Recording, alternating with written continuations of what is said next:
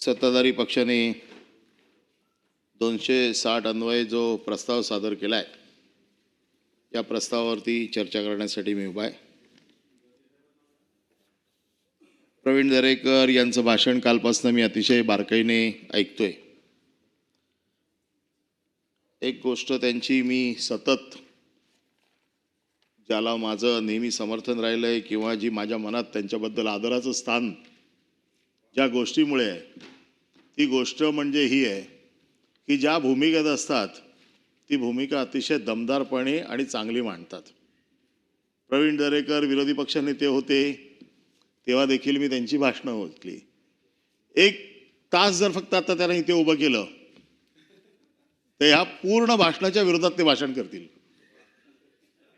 फक्त 1 तास उभं करा इकडे या बाजूला.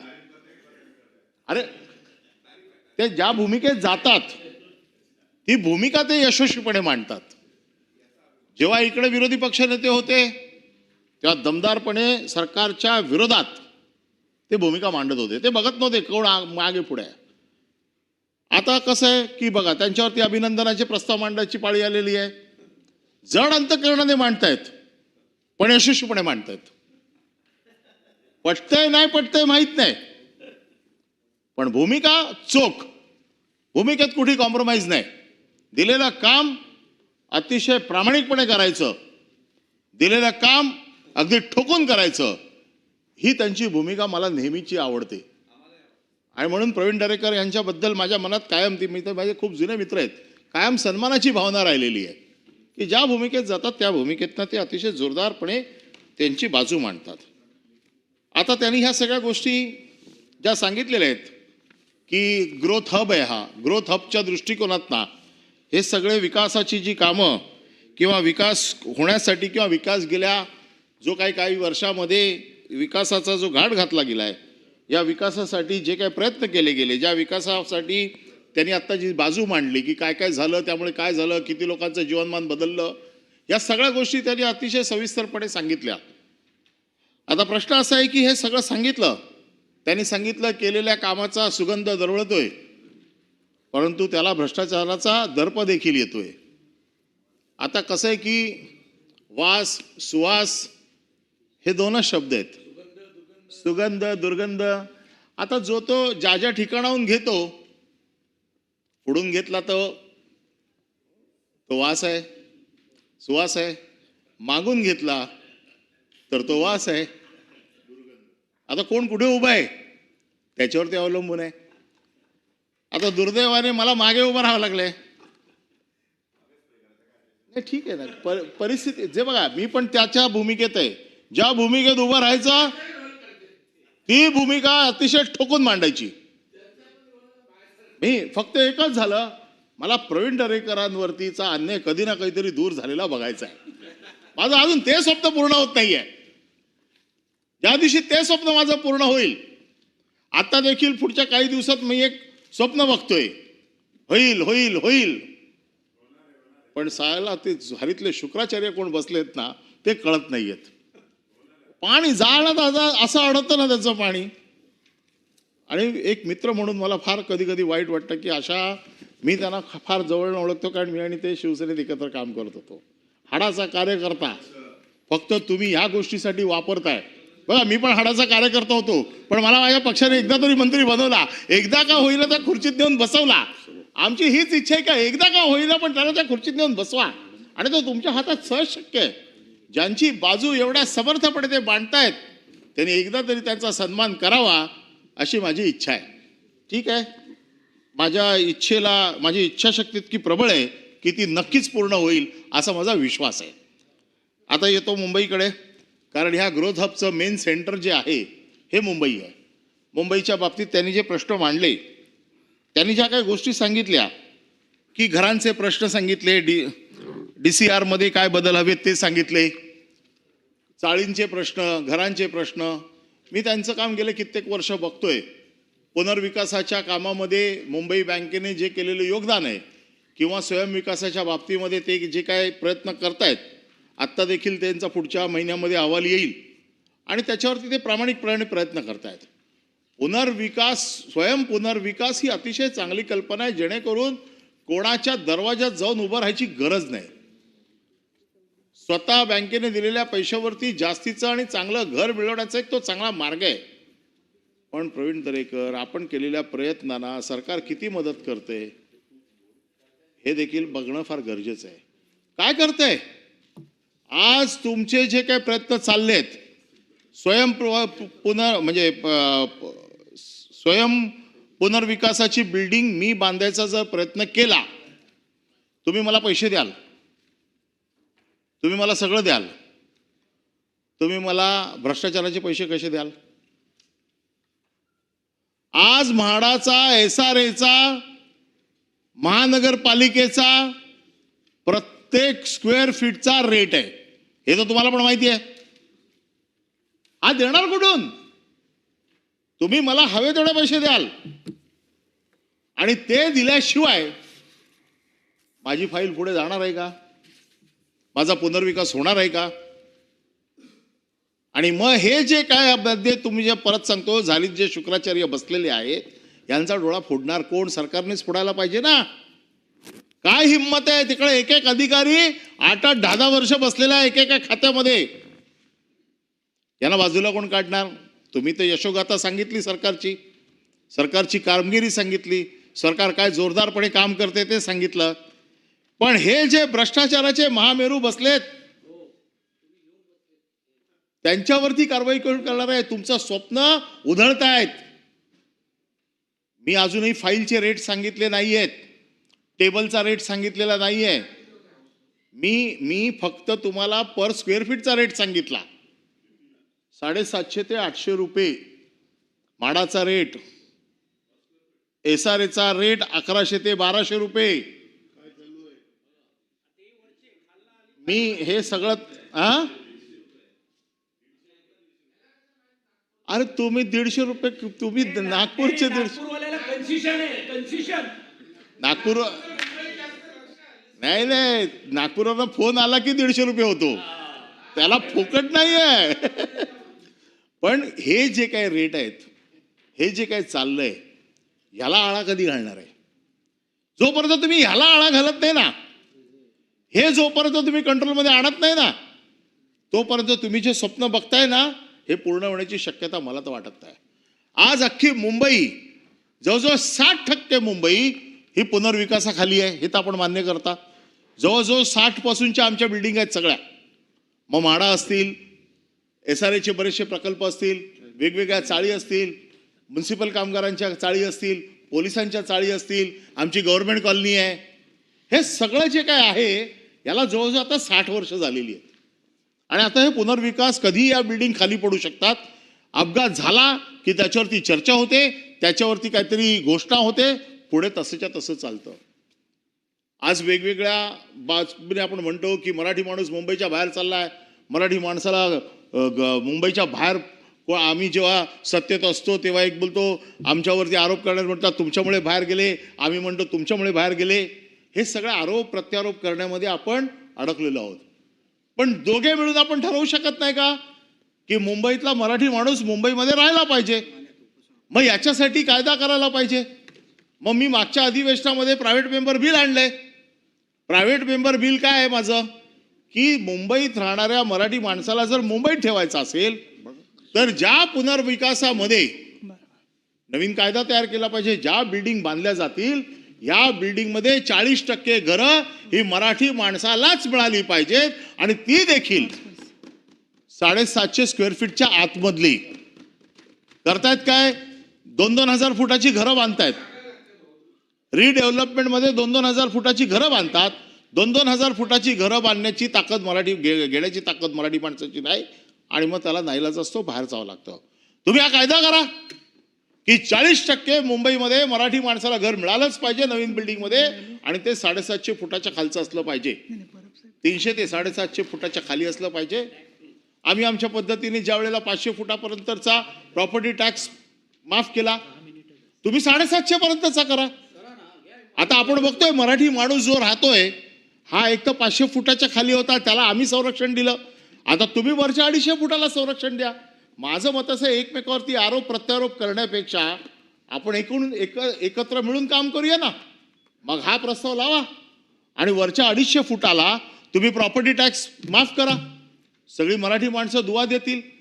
कशाला आम्हाला आणि तुम्हाला फक्त मीच मराठीचा फक्त पुरस्कर्ता आणि तुम्ही नाही आणि तुम्हीच फक्त मराठीचे दुश्मन आम्ही नाही असं बोलण्यापेक्षा माझं मत असं आहे, तुमचं जे वजन आहे मुख्यमंत्र्यांकडे ते वापरा आणि मराठी माणसाच्या ह्या ज्या व्यासपीठावर आपण उभे आहोत ना, हे आरोप प्रत्यारोप करण्यासाठी आपल्याकडे बाहेर भरपूर व्यासपीठ आहेत, पण ह्या व्यासपीठावर ना जर आपण मराठी माणसासाठी काय करू शकतो आहे ना, मला काही क्रेडिट देण्यासाठी बोलवू नका, पण किमान माझं इतकं वर्षाचं ते योगदान आहे त्याचा तर विचार करा.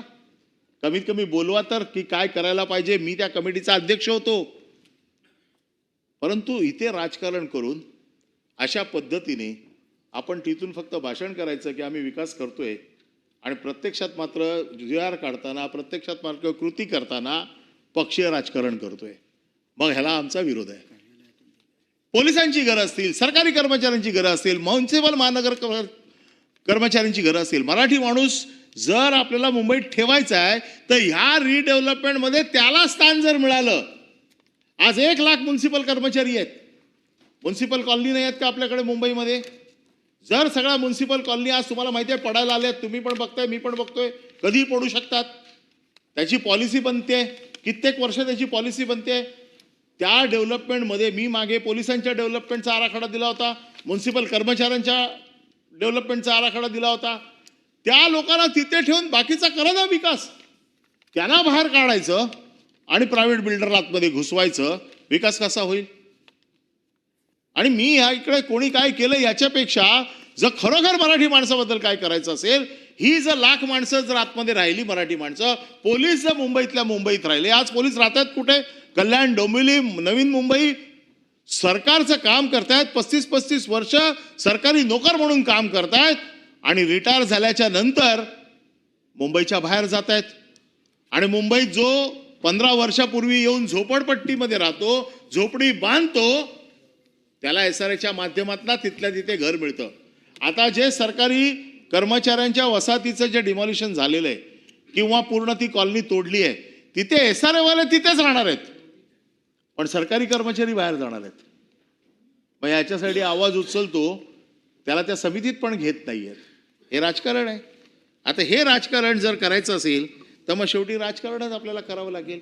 मग प्रवीण, तुमच्या माझ्यासारखा जो कार्यकर्ता झटकत असतो ना, दिवस रात्र मरत असतो ना, त्याला ह्या अशा राजकारणाच्या पायदुळी तुडवल्यामुळे आज तुम्ही पुनर्विकासचं केवढं मोठं धनुष्य उचलताय, पण तुम्ही ते भ्रष्टाचारी लोक जर फाईलचा रेट नाही अडवला तर तुमच्या कामाला काही किंमत नाही, तुमच्या कामाला कोण विचारणार पण नाही.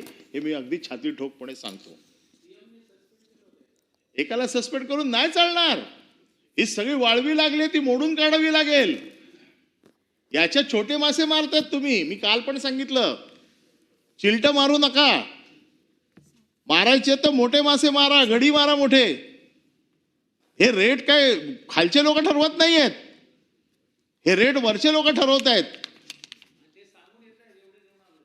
हा, आणि पोस्टवर येताना सांगून येत आहेत की एवढे देऊन आलो इथे. तर त्याच्यामुळे त्याच्यावरती तुम्हाला हा विचार करावाच लागेल.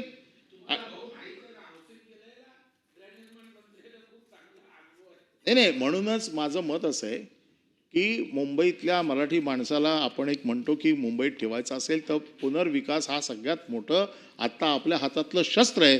जे जर आपण व्यवस्थित वापरलं तर मुंबईतला मराठी माणूस मुंबईमध्ये राहू शकतो. त्यासाठी मी जो कायदा सुचवतोय त्याच्यावरती मला असं वाटतं सरकारी पक्षाने देखील जोरदार ताकद लावली पाहिजे. श्रेय घ्या तुम्ही, हरकत नाही, पण कायदा आणा. या अधिवेशनातच जर कायदा आला तर मला असं वाटेल की खरोखर सरकार सिरियस आहे. सरकारला खरोखर मराठी माणसाची किंमत आहे. मराठी माणूस मुंबईत टेकावा अशी त्याची इच्छा आहे. कायदा आणला तर वाटेल, कायदा आणला तर वाटणार नाही. आता हे करत असताना आपण ह्या सगळ्या ज्या गोष्टी सांगितल्या की ग्रोथ हब आहे, आपण याच्यावरती सगळ्या चर्चा करून मुंबईच्या पुनर्विकासामध्ये काय काय केलं पाहिजे मराठी माणूस टिकल्यासाठी, माडा, SRA, बाकीच्या सगळ्या सेंट्रल गव्हर्नमेंटच्या कॉलनीज आहेत, या सगळ्यावरती विचार करत असताना विकासाचा जो डंका आपण पिटताय, या सगळ्यामध्ये आणखीन एक गोष्ट महत्त्वाची आहे, ती म्हणजे धारावी प्रोजेक्ट. या धारावी प्रोजेक्टसाठी कोणाचा विकास होतोय? धारावी प्रोजेक्टमध्ये ज्या पद्धतीने धारावीची रिडेव्हलपमेंट हा विषय घेऊन आलेले आहात, धारावीला विकास व्हावा ही कोणाच्या याच्या विरोधात कोण असायचं काय कारणच नाही आहे. धारावीचा विकास व्हावा ही सगळ्यांचीच इच्छा आहे, कारण धारावी एक आशिया खंडातली सगळ्यात मोठी झोपडपट्टी म्हणून आपण बघतो. तर तिचा विकास झाला तर महामुंबईचं नाव आणखीन होईल. परंतु एका मित्राच्या घशात घालायची आहे धारावी, त्याच्यासाठी धारावीचा विकास करायचा आहे. धारावीची ताकद काय? किती एकराची धारावी आहे? धारावी 296 एकरची धारावी आहे. नोटिफाईड धारावी किती आहे? 641. आणि विकास कितीचा करायचा आहे? 296 एकरचा. 296 एकरचा विकास करायचा आहे. याच्यासाठी अदानीला जागा दिली किती? मुंबईत क्रीम 1200 एकर,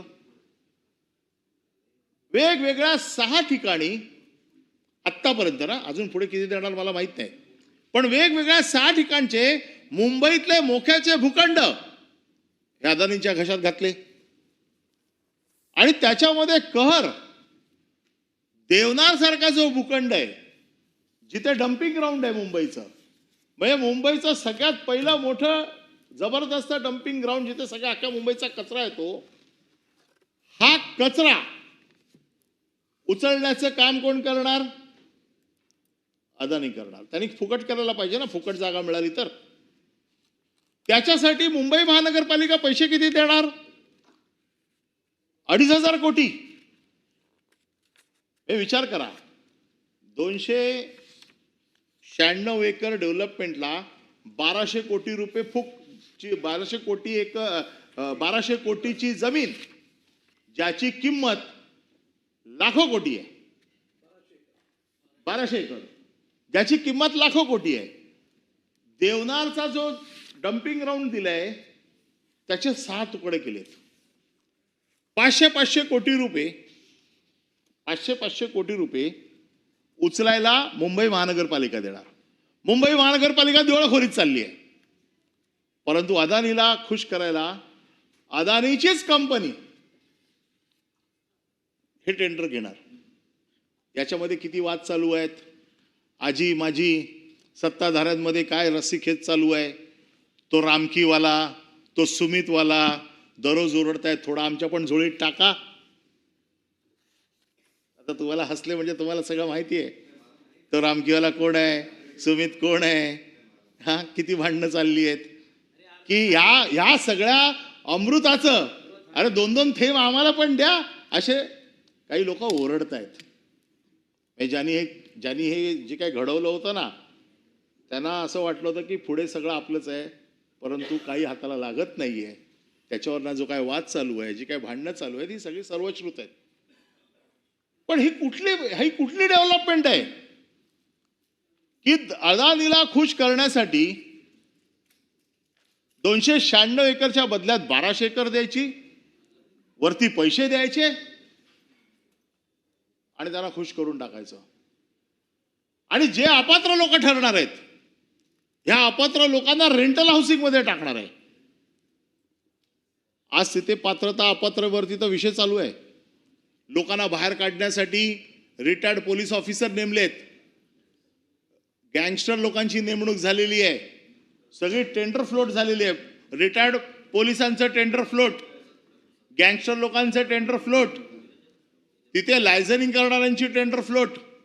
म्हणजे चारी बाजूने गरीबाला, म्हणजे जो झोपडपट्टीत राहणाऱ्या माणसाला तिकडनं बाहेर उचकटून फेकून द्यायचं काम हे ह्या डेव्हलपमेंटमध्ये होणार आहे. अशा प्रकारची डेव्हलपमेंट हा तुमचा ग्रोथ हब आहे. ही डेव्हलपमेंट तुमची ग्रोथची संकल्पना आहे. ह्या डेव्हलपमेंटचे तुम्ही पुरस्कर्ते आहात. आणि जर अशा प्रकारची डेव्हलपमेंट होणार असेल तर ही डेव्हलपमेंट गरिबाच्या टाळूवरती लोणं खाण्याचा प्रकार आहे, असं माझं मत आहे. आणि म्हणून कृपया गरिबाला मारून डेव्हलपमेंटची भाषा करू नका. गरिबाचा आशीर्वाद घ्या, गरिबाचं भलं करा, आणि करा ना डेव्हलपमेंट. आम्ही तुमच्या बरोबरीने आहोत. गरिबाला मारून जर तुम्ही डेव्हलपमेंट करणार असाल तर नक्कीच आम्हाला त्याचा विरोध करावा लागेल आणि तो विरोध आम्ही करतोय.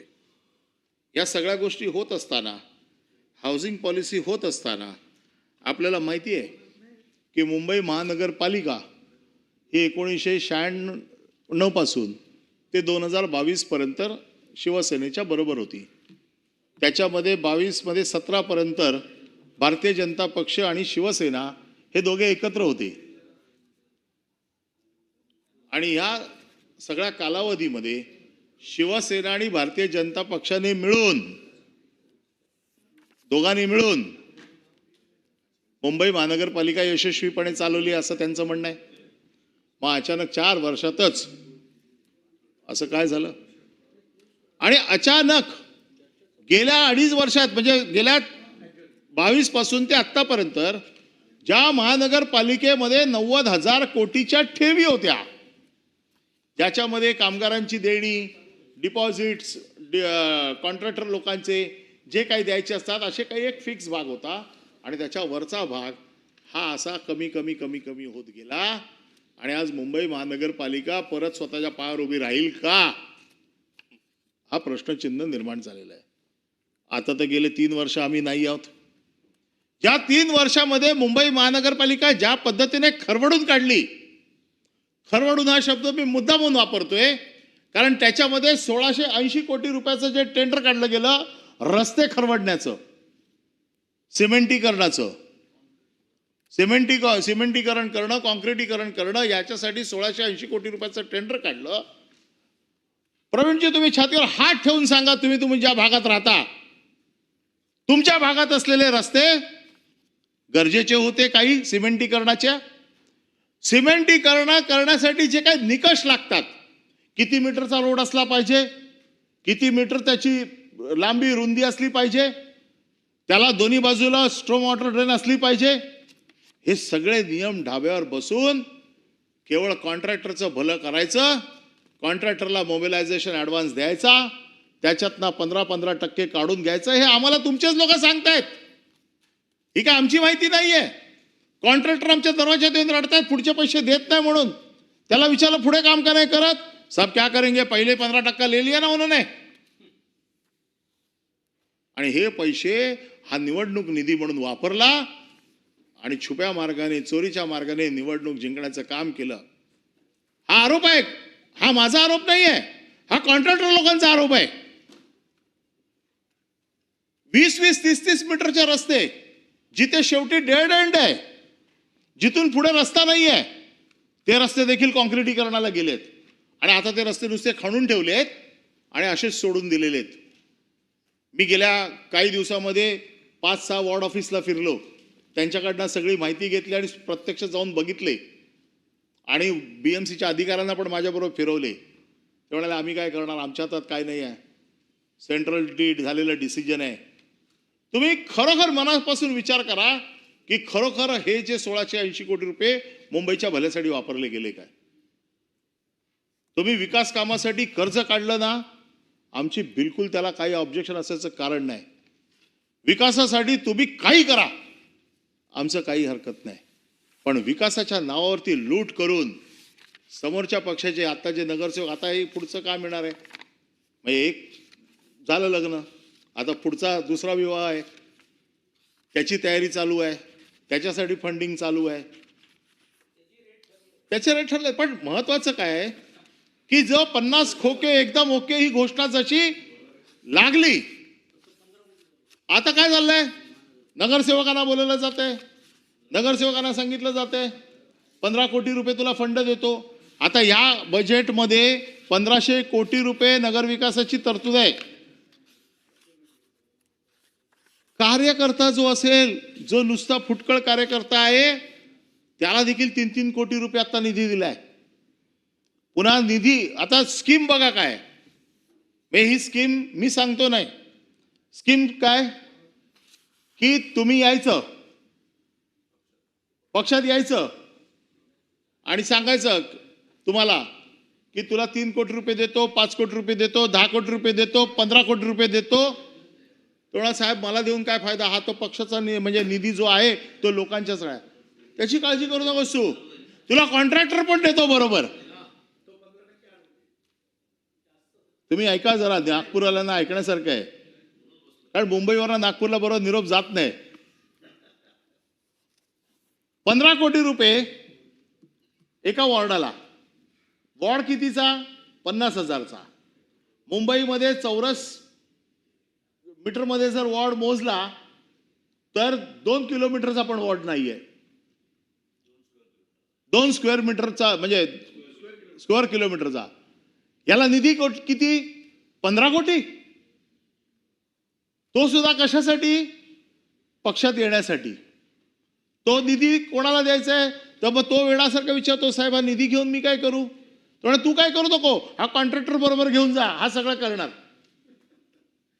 हा तुला देईल बरोबर पैसे काय द्यायचे ते. आता पुढची तयारी ही चालू आहे.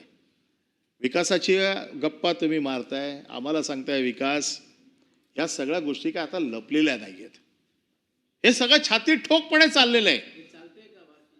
आणि हे भारतीय जनता पक्षाला चालतंय का? हा महत्वाचा विषय. Party with a difference. आणि मोदी साहेबांचा ना खाऊंगा ना खाने दूंगा. विचारा तुमच्या साहेबांना, हे तुम्हाला चालतं का म्हणून.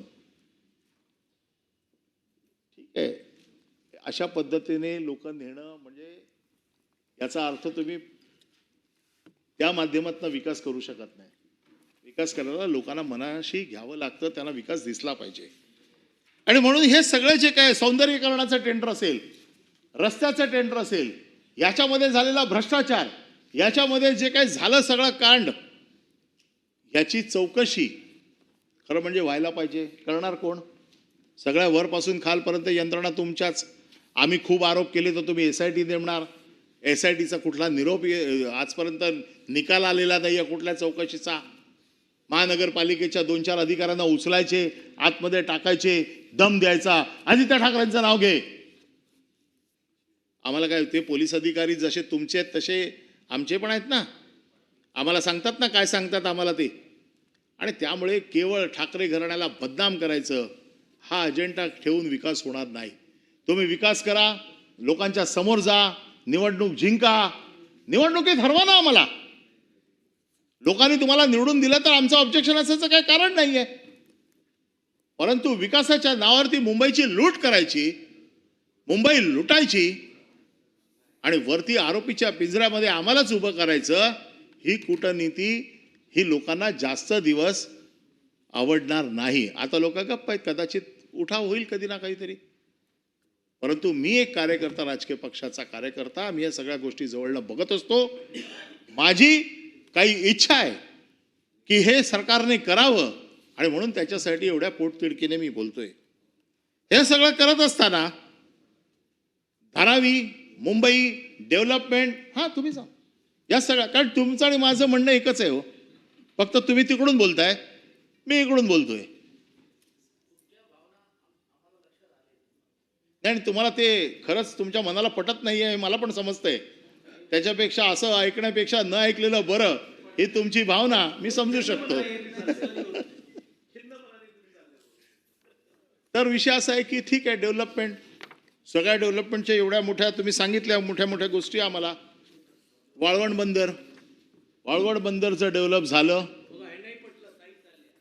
नाही असं, मग विषय मला कोरमचाच करावा लागेल.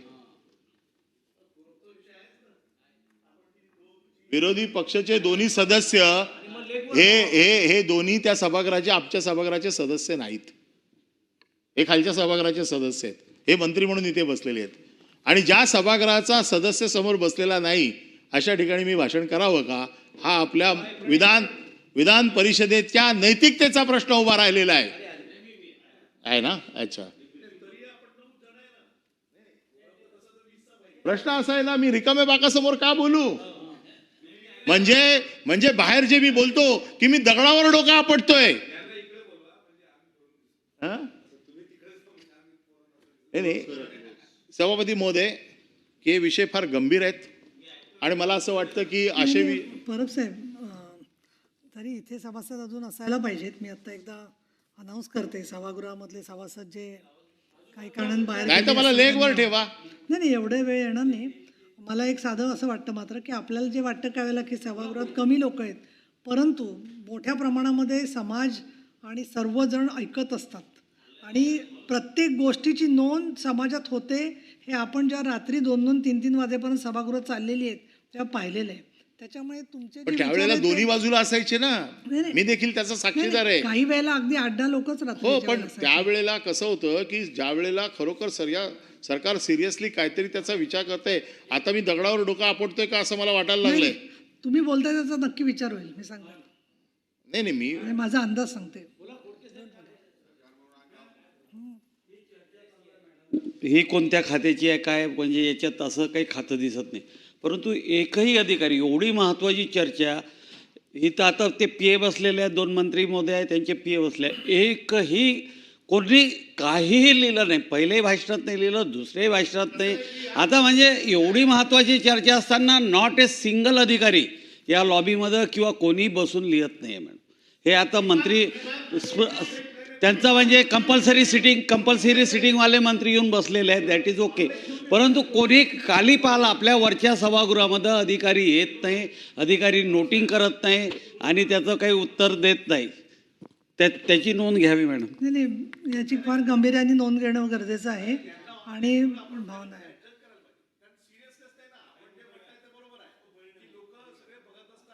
च्या माध्यमातून त्यांची भावना पोहोचते. पण इथे कॉग्निझन्स घेणारं जर कोणी नसेल तर त्या बोलण्याला काय अर्थ आहे? म्हणून मला असं वाटतं की ॲडजन केलं पाहिजे.